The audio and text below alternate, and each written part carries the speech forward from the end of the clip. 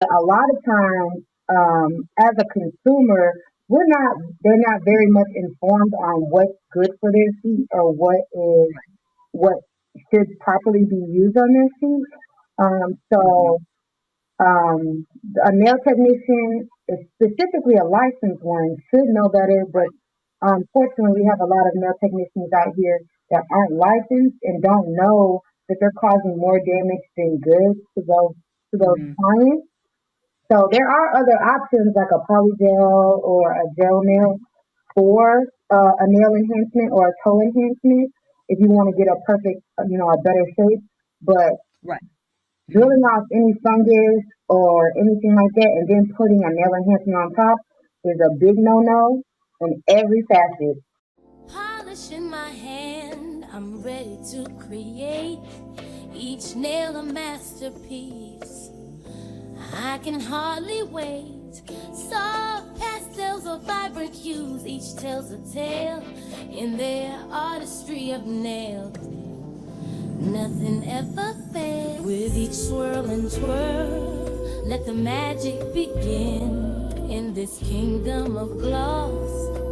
There's no end to the wind. Gloss on my fingertips, watch them shine bright. Painted like a canvas, colors taking flight. Feeling fierce and fabulous, I'm ready to ignite. Slaying the nail game every single night. Nails and beauty talk with Asia the bird. Nails and beauty talk. Hello, everyone, and welcome to Nails and Beauty Talk. I am your host, Asia the Bird. Today, with a very special guest with us today. She is the founder of Polish Prep Academy. Please welcome Tiffani. Hello, Tiffani, and welcome. Hi, how are you? Thank you for having me. Yes, absolutely. You're most welcome. I'm doing great. How are you? I'm very well. Technical difficulties, though. I'm doing great on this great Sunday. That's absolutely great. That's absolutely great to have you. Great to have you. So where are you originally from, and tell us about your upbringing? So I'm originally from Buffalo, New York. I was born and raised there. My dad actually played football for the Bills, so that's why we were there. I'm from country town, so they're from Mississippi, but I was born and raised in Buffalo. A little bit Hmm. of a suburb on the outskirts of Buffalo, Hmm. Cheektowaga. I know most people can't say that or don't know where it is, so I just say Buffalo. Um, and I just was raised. It was given like leave it to beaver. Like everyone knew each other. Um, Hmm. your neighbors could talk to you, tell you to go home. Everyone watched out for each other. It was Hmm. a suburban middle class life. It was very fun and safe. I sometimes probably thought it was boring, but now looking back at my grown age, it very much was a great place to grow up. And I loved it. I did. I just loved it. Mm. Yeah, absolutely. So tell us about like your school experience. What was like your school experience as far as like grade school, college, beauty school, stuff like that? Okay. So, grade school, I pretty much, like I said, stayed in the same area. When I Mm. got into high school, so I'm a bit of an overachiever. I was always like on honor roll, presidents of like all the clubs and stuff like that. Mhm. So far that I had all my credits to graduate at my junior year. And Right.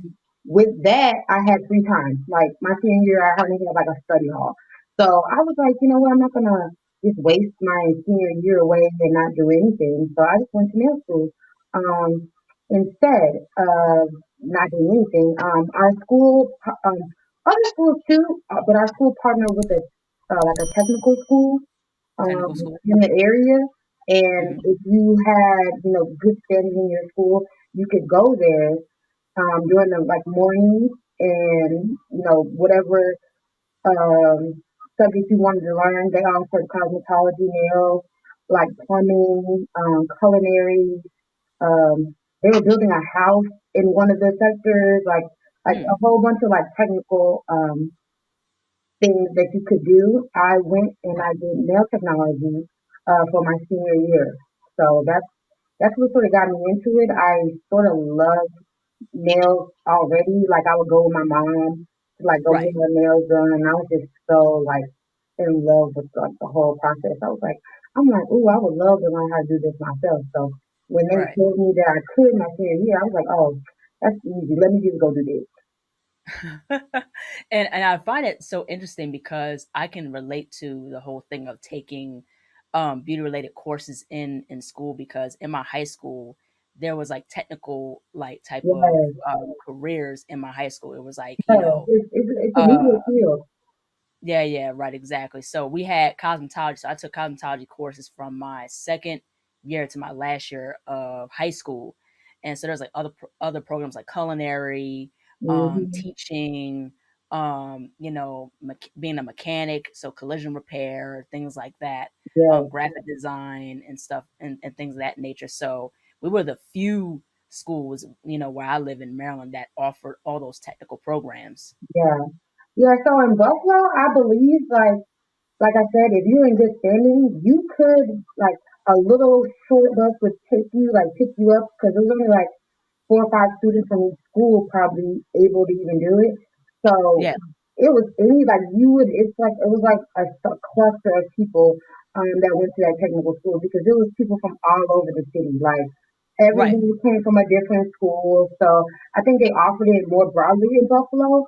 And I know like for down here, unfortunately, they don't offer it to too many schools. My school is in Cobb County, and there's only 3 schools that even offer trade trade school type of classes. So that's unfortunate. Hopefully that these people change that in the future. But yeah, it was definitely an eye opening experience. right. And it began my love for like trade schools, even though I went to college. Like I still love Mhm. going to have a skill before I went to college. Mhm. Yeah, absolutely. So did you have any experience on your own salon? And if so, what was your experience on your own salon, So I never possibly? owned my own salon. Mhm. I did work in a few salons, and I had my own suite for with some of my nail tech friends when Mhm. I first graduated out of nail school.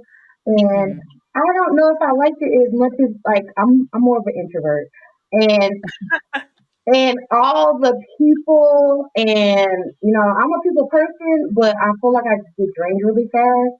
So I didn't really like the sweet life with multiple people. I feel like I would have liked it if I was by myself, but I didn't like it when I had like multiple people in my suite. And Right. then also, I was leaving when I started doing nails. I was leaving a corporate life of managing a lot of Mm. people and managing, different personalities, different people. I really didn't want to have to manage other people anymore. So I was like, let me just be by myself. Right. Yeah, let me just be by myself. I was like, because it's just like, oh, I just really enjoy like my um what experience I give my clients, and Mhm. it's more personal, one on one. Like, Right. as I'm sure you know, as any type of stylist or nail technician, you get really personal with your clients sometimes, and Mhm. sometimes they're not that open if you're in an open setting with other people. Mhm. So I feel like I love the one-on-one experience, but I have worked at a couple salons and I had a shared salon suite, but I was more of a standalone person by myself. And the thing is that yeah, you definitely, have that connection with clients when you work in a salon. Like I worked in a spa during my last year of college, and so, I was a nail tech at the spa, and you talk to different clients with different personalities, and you Mhm. connect with people, you do their hands and feet and things like that. So I Yeah, think that's the thing with, what clients is that they see you as a person they could talk to, or their therapist or yeah, something there's like that, you therapy. know what I'm saying? So that's I think that's the perks with, working in a salon, is that you get to know different people. Yes, yes. I think I had so much experience with like different personalities with me managing because I Yeah. was always in leadership positions and Right. managing anywhere between 5 to 500 people. I and I was like, I'm good on the multiple personality. I just want a one-on-one intimate experience. Like I Right, wanted, right. I wanted that intimate experience. I love talking to people. Um, but I can get overwhelmed after like a full day of talking to hundreds of people or dozens of Right. people. So yeah, Yeah. but I love both options for beginner nail tech. So I feel like as a beginner nail tech, you should, or a beginner stylist period. Salon work is very very important to get those experiences and know how to move and shape in those areas. Yeah, yeah, absolutely, most definitely. So you're a licensed nail instructor. So what was the whole decision behind you becoming a licensed nail instructor? So when I became a licensed nail technician, the schooling that I had or that I seen that was available to a lot of people, Hmm. people weren't really learning from a nail instructor. They were either learning from cosmetology instructors or like some schools were even having other students teach them. So it was just like I seen the lack of education, and everyone on social media was like, oh, I didn't learn anything from nail school. And I'm like, I didn't like that rhetoric. I thought that someone needed to change it, and I felt like, okay, maybe it got to be me because there Right. aren't a lot of specific nail schools or even a lot of nail instructors, even in the state of Georgia. Like, I think when I first got my nail instructor license, it was only like 40 active licenses in the whole Mm, state. And so wow. I'm like, that's like, it's a very niche licensing. So Yeah. it's it's like an undiscovered it's like an undiscovered gem. Like I already had a passion for teaching um people because people would try to come to me after they graduated high school. I'm sorry, graduated nail school or cosmetology school, and they hadn't learned anything, and then they would take a class with me, and they'd be like, "Wow, I learned more in you know this workshop that you offered that was 4 or 5 hours more than I learned in my whole nail school experience." And I'm like, you know what? I think I need to just be um, that person that jumps out and changes that rhetoric for at least as many people as I can. Mhm. Yeah, absolutely, and I think that, and it is not that, we don't learn anything. I think we don't learn stuff to a depth to get us prepared for the beauty and nail Yes, industry. yes, Like, when I took cosmetology courses in my high school, like, we learned, like, majority hair.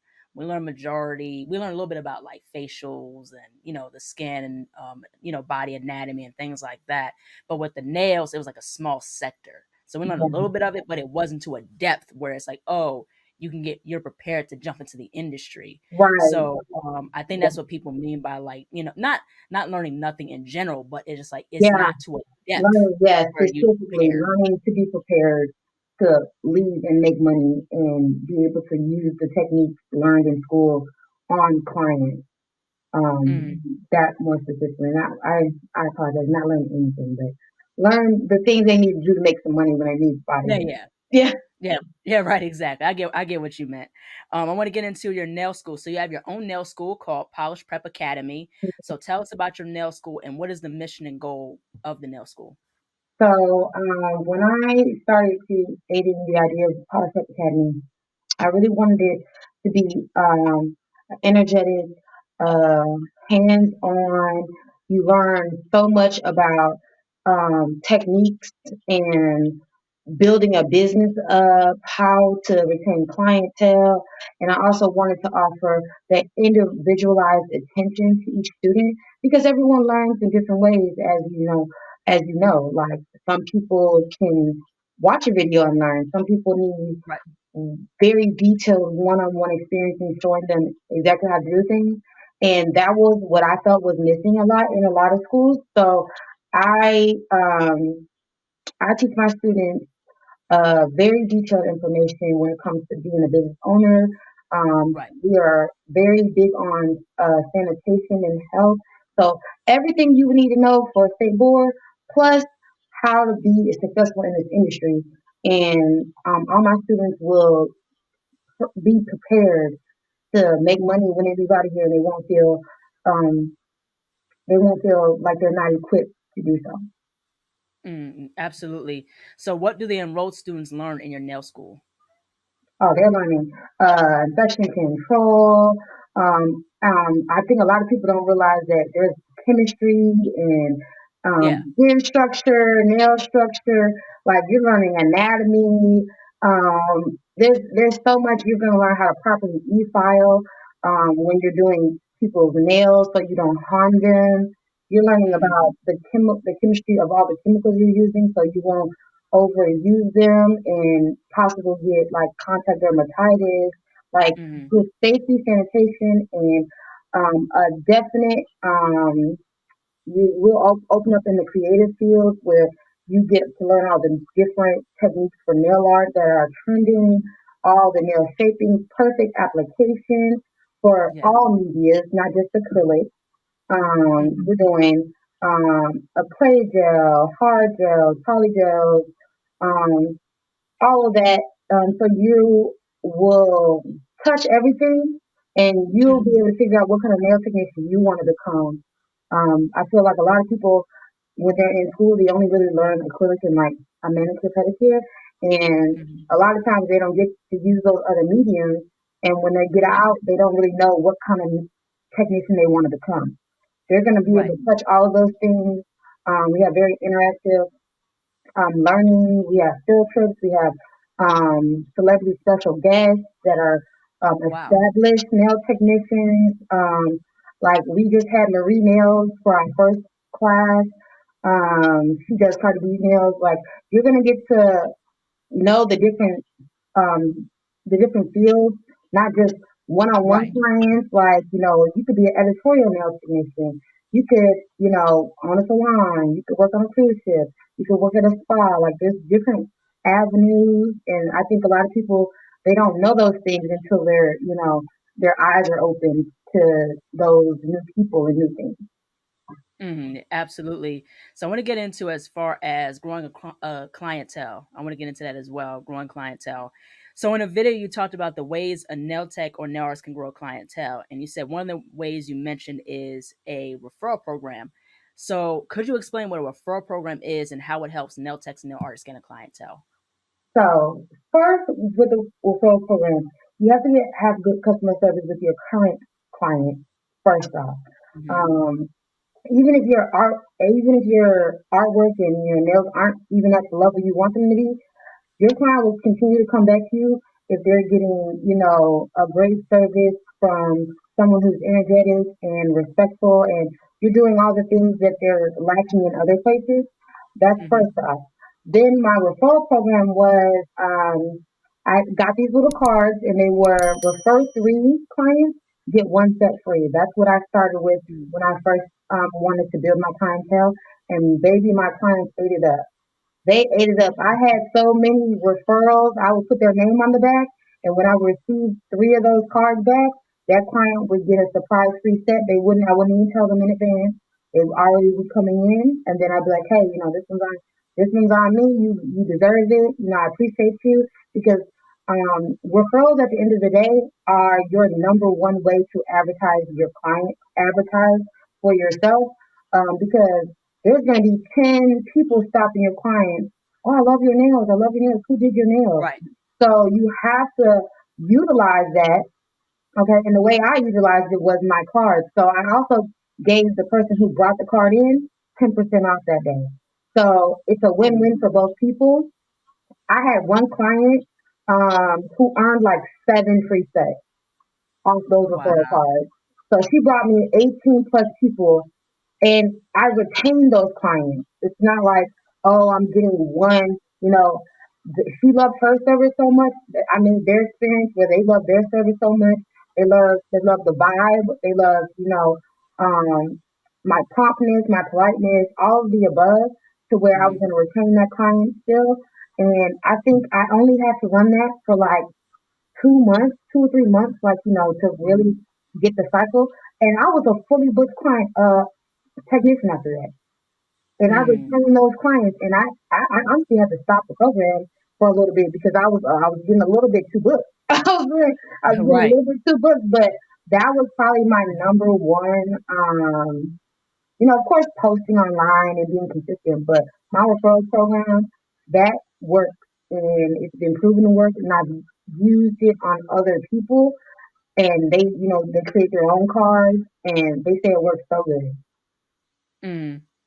Yeah, yeah, absolutely, most definitely. So I want to get into as far as pricing and ways that nail tech and nail artists can make money. So there has been a lot of conversation surrounding pricing and ways that a nail tech or nail artist can make money. So in your perspective, what are some ways that a nail tech or nail artist can make money in the nail industry?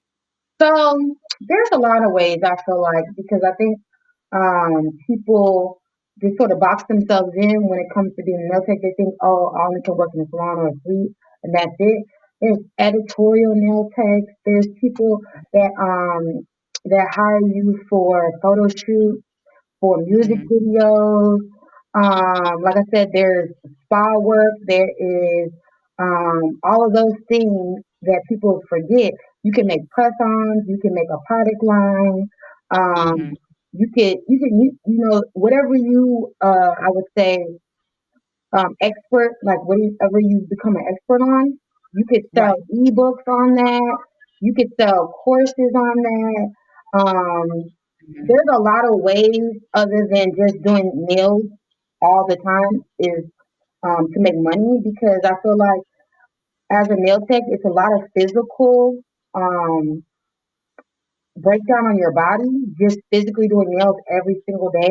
Right. And, I love that people are in the game for 20, 30 years, but I know my back is not made for it. Okay, my back is not Mm-hmm. made for that. I know that that's another reason why I dove into education, because I love the field so much, but I know I'm not going to be able to do nails, for 30 years, 9 to 9 or 9 to 5 or 9 to 7 Mm-hmm. all day doing 5 to 10 clients a day. I can't. I know that's not something I can upkeep. So, Mm-hmm. selling products and selling courses, for licensed educators selling courses, let's be clear.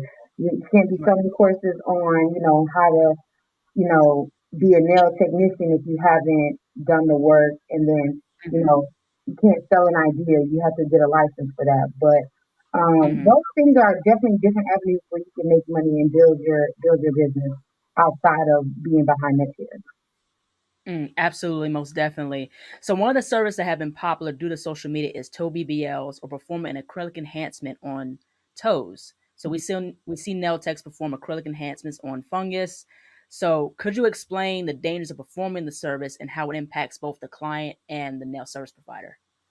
So, in almost every state in the United States, it's illegal to service anyone with a fungus on their nails or hands.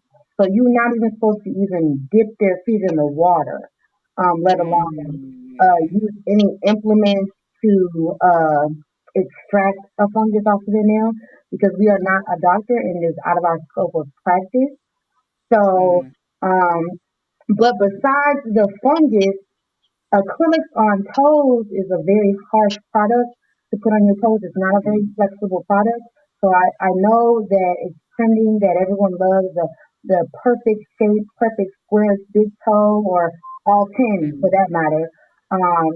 But a lot of times, as a consumer, they're not very much informed on what's good for their feet, or what should properly be used on their feet.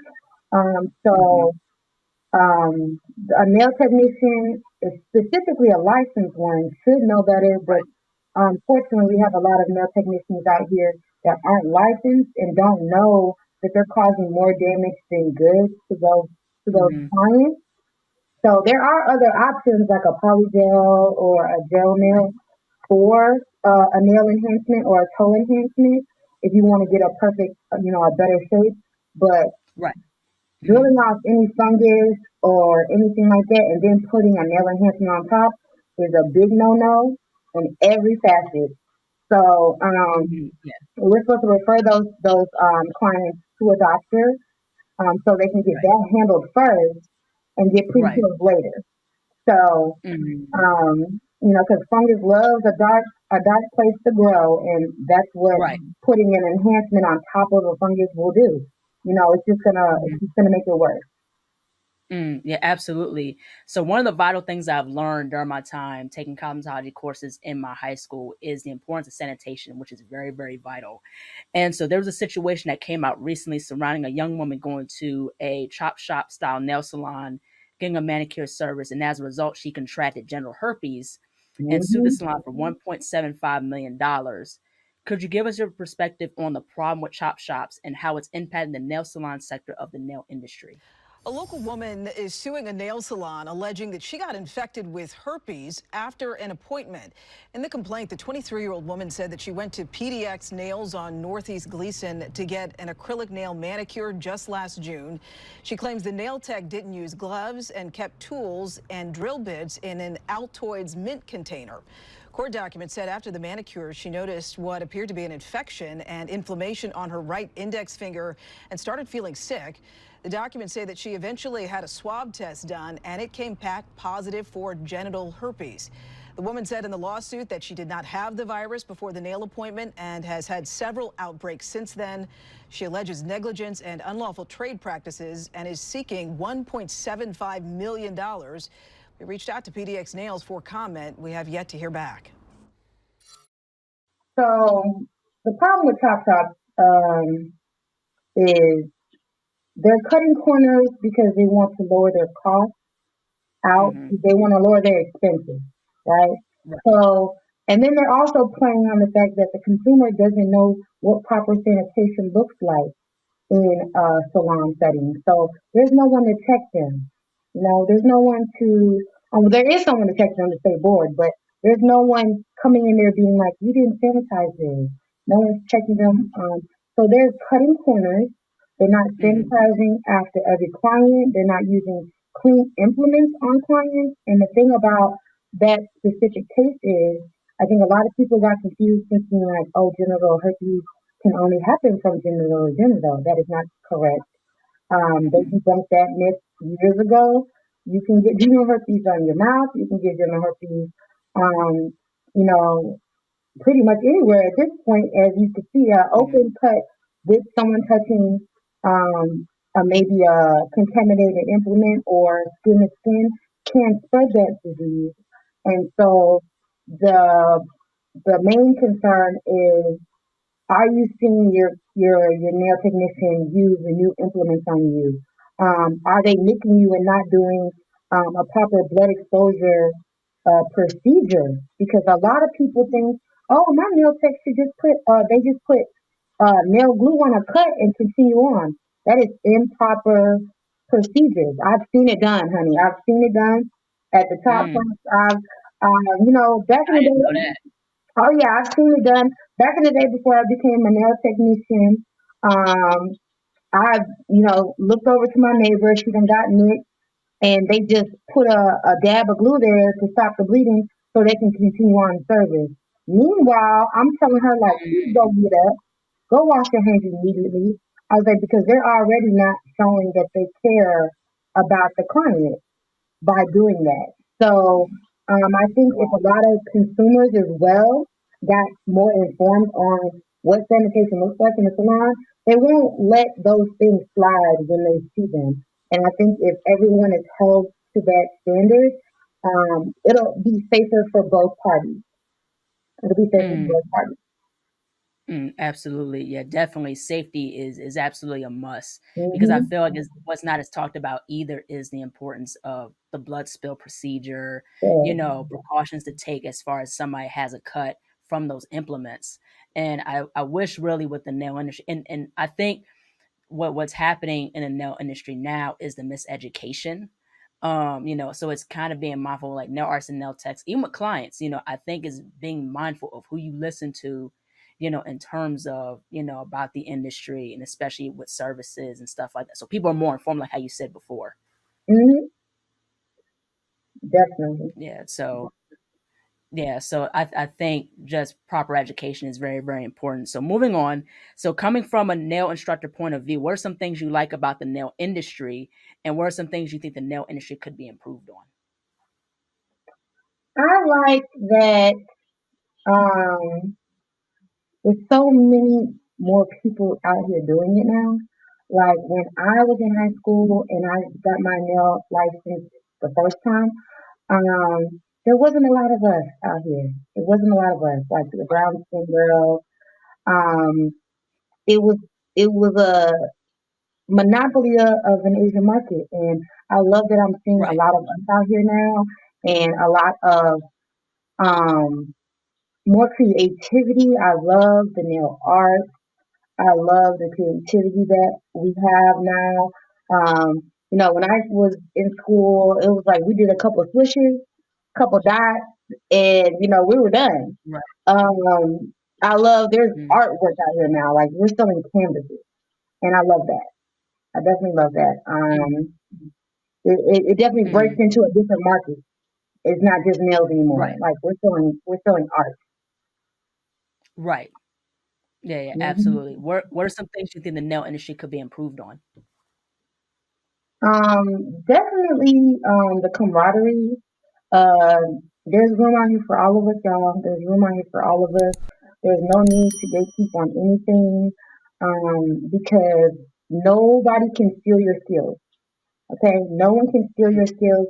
If you were to give advice or even teach a skill to someone else, no one can steal it from you. So there's no Mm. reason to gatekeep anything. We're a community, a small community that's already very much frowned upon by a lot of consumers because they think, we're too high for what, we deem valuable.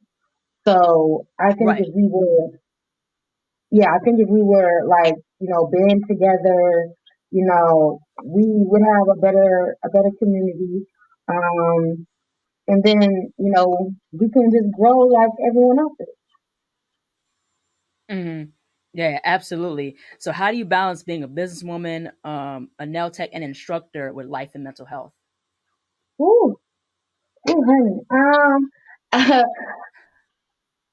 It's definitely a little different owning a school, and having way more things running around. Plus, I have a child.